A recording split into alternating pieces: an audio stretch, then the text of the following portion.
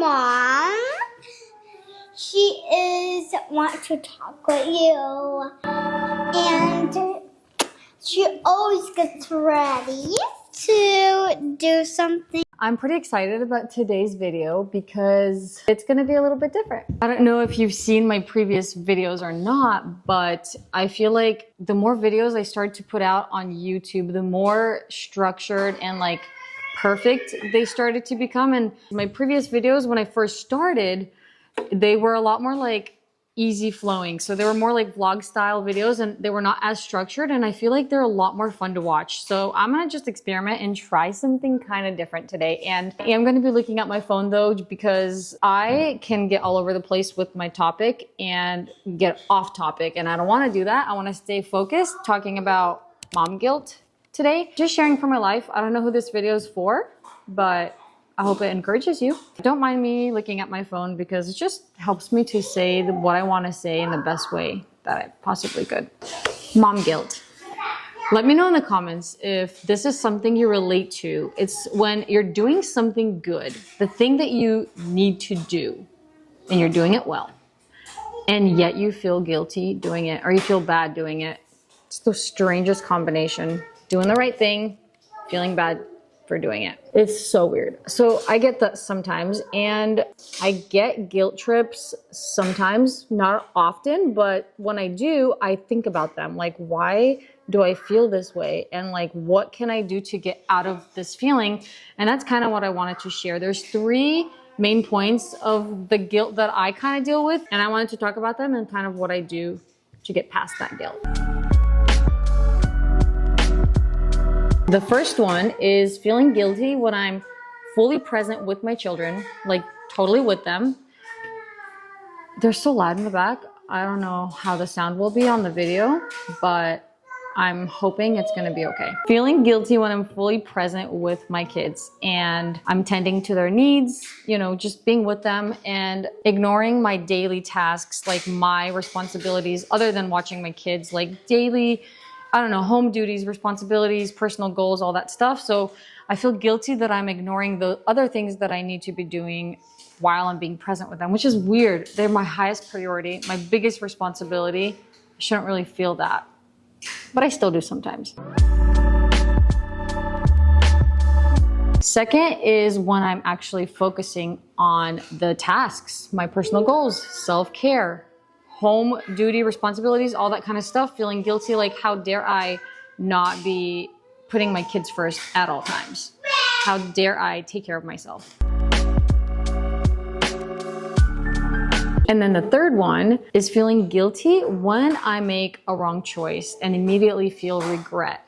I mean, I'm glad I don't feel good about making the wrong choice, but feeling guilty when I made the wrong move is not a solution. It's not gonna get me out of my problem. It's gonna just make me feel stuck. So there needs to be a way out there too. So let's talk about those things, shall we? The solution that I guess I'm looking for, well, maybe we're all looking for it, is knowing how to balance these things and knowing when to say yes to something and no to something else, and like feeling good about it and not staying in the guilt, mom guilt situation.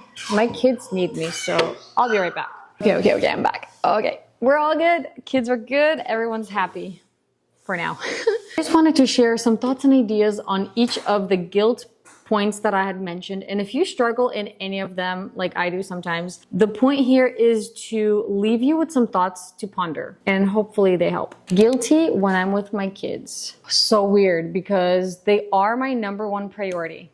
And I know that. I'm so aware of that. In the back of my mind, I'm always thinking about my personal goals or the family's goals and like things that we have planned and what I need to do to keep us on track. So I'm just that person that's really hard for me to like really slow down. And I feel like I always need to be doing something. And that's not always a good thing because slowing down is so important, especially when you're with little ones. And I know that this time is not forever and they're not always going to be little. So that's one of my points here is one big reminder that always gets rid of that guilt for me is this. My kids are small for a very short time. And every quality moment that I have with them, I will never regret. And I'm building a strong relationship with them while they are young, which later I will reap when they're older. So this is like a huge investment that I'm putting. And when I remind myself of that, it really helps me to just let go of like all those things that I need to be doing.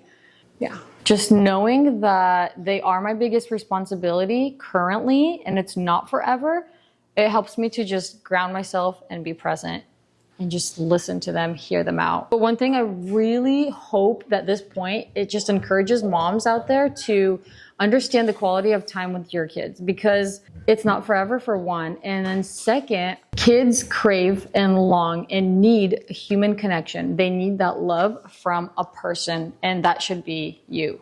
Because if you're the one watching the video, you probably have kids. But nothing can replace the human connection for a child. No toy, no Disneyland experience, no food or candy can replace human connection with a child. That's what they need, even if they don't say it. It's what they need. It's what we all need, but especially kids. How do you know when it is time to totally be present with your children? For me, it's like 70 to 80% of my time, especially in the summer when Ava's not in school.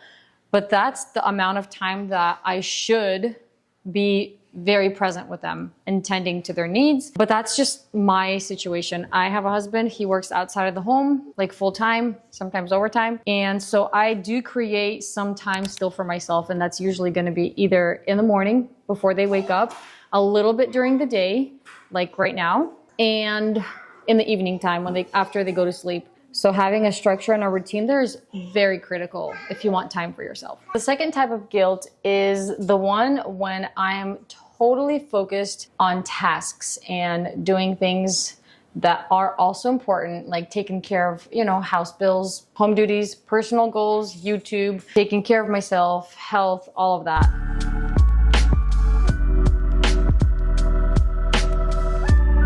Mornings.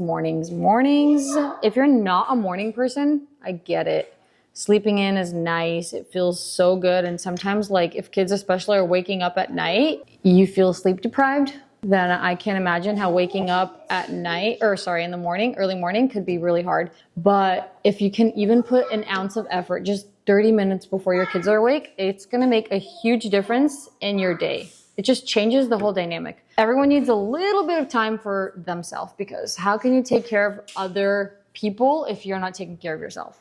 It's impossible. It's just, there's no way. You can't present yourself and carry yourself in a healthy way if you're not taking care of yourself. Ava is gonna do my hair while I'm talking to you. Let's talk about self-care. Also important, right? Exercise, journaling, praying, reading the Bible, taking a shower, seriously, going to the bathroom. Also, all very important stuff, which we have to do. One thing that I realized and I learned, that no one is responsible for taking care of me, and no one's responsible for my happiness and my peace. Are you okay? So if I don't do it, no one's gonna do it for me. No one's gonna wake up in the morning for me to take care of me. I have to do that. I have to be very, very intentional about it and do it on purpose, for a very good reason. Also a huge investment that later I'm gonna reap. And the sooner I start these kind of habits and forming them, the sooner it's gonna become easier, and it's just gonna be on autopilot. I won't have to try as hard. Consider practicing them now so that later it's not so hard. So these are the things I remind myself to not feel guilty. Hey, Richka, my hair looks ridiculous. Are you gonna keep doing it? I can't even talk. I can't get these rubber bands out. Thanks for the beautiful hair, Avachka. But there are times where sometimes I need a bigger chunk of time to focus on those things and get certain things done. And that is when I start to get a little bit of the guilt trip. There is like a personal reminder that I tell myself. And first is that this is a part of life and that I also cannot ignore this. And two, once I am finished with this bulk of tasks, I can be present again. So it's not a forever thing. It's just a bulk of time set aside that I kind of need to put my kids, occupy them with something and get things done. They're also important. I can't just ignore everything.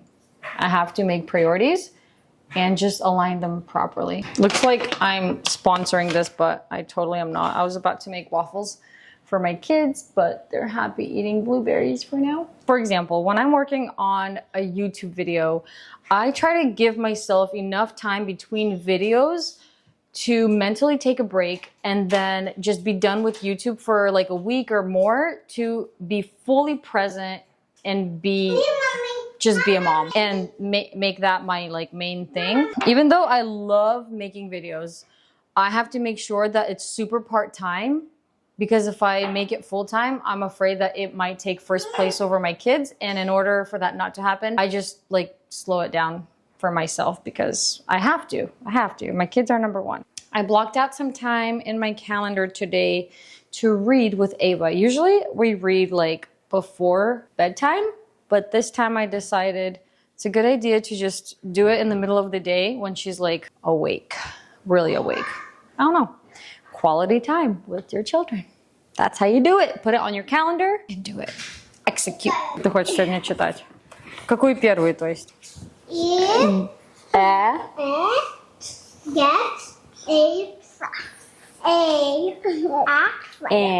All right, so I literally just had to take a break from the camera and spend time with my kids because they really wanted my attention. That's what I did. We read a couple books together, and man, it's crazy how powerful just that very intentional quality time could be. Feeling guilty when doing something wrong or making a wrong choice or a mistake. When I respond harshly to my children, if I'm raising my voice, I regret that right away. And then if I'm putting on too much onto myself in one time. Anyway, I'm talking about any mistake that you make. So like I said before, it's a good thing that I'm not feeling, good about my mistake. I do feel guilty, but that guilt is not the solution. So what is? The solution is to remind yourself. I have a couple reminders and a question that I ask myself the moment I feel regret for something that I did.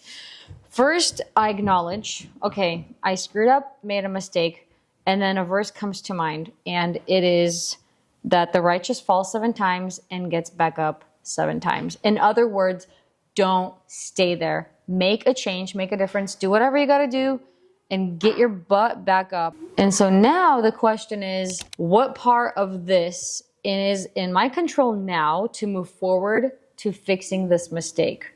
What are some small actionable steps that I can take right now in this very moment since I realized what I did wrong? Getting back up, making the right move the moment you realize.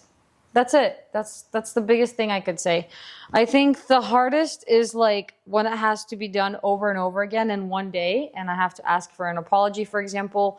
Like if I am harsh with my kids and I realize it, I regret it, I'm like, dang it, I wish I didn't do that. What I do immediately, the moment I acknowledge that, is I just turn to my daughter and I say, I'm so sorry. I reacted wrong. Like you were wrong, but I was also wrong because of the way I responded to you. And so I would humble myself in front of my child and make peace with her and then move on with my day. Sometimes it's a couple times a day, but whatever. Do what you gotta do to make the correction and move forward. It's the only way you're gonna grow.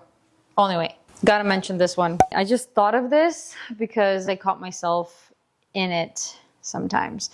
And it's this, is don't get mad at your kids for your poor planning because it is not their fault you didn't wake up on time and had your quiet time and took care of yourself. It is not their fault that you didn't have food prepared ahead of time before they got hungry and cranky. And now you have to deal with that. And so I've caught myself in situations where I'm like mad at my kids for being cranky or whatever. But when I looked, I like paused for a second and was like, why are they cranky? Because I have no food.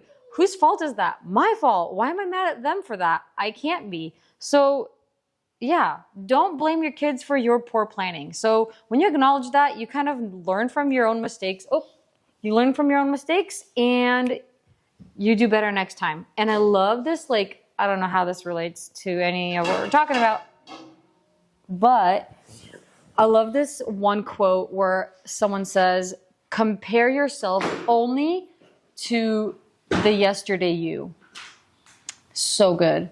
It really helps to just stay grounded in truth and just to move forward. Because if you start to compare yourself to anyone else out there, that is such a trap. It's poison. Don't ever do that. But do compare yourself to yourself yesterday. What can you do better? What can you improve? What corrections need to be made? What is in your control? And yeah, I think I'm done with this video. That's all I wanted to say. Hope you guys liked this video. It's kind of different. If you liked it, feel free to subscribe. If you don't want to subscribe, totally fine. Live your life, have fun. Give it a like if this was enjoyable. Okay, see ya, bye.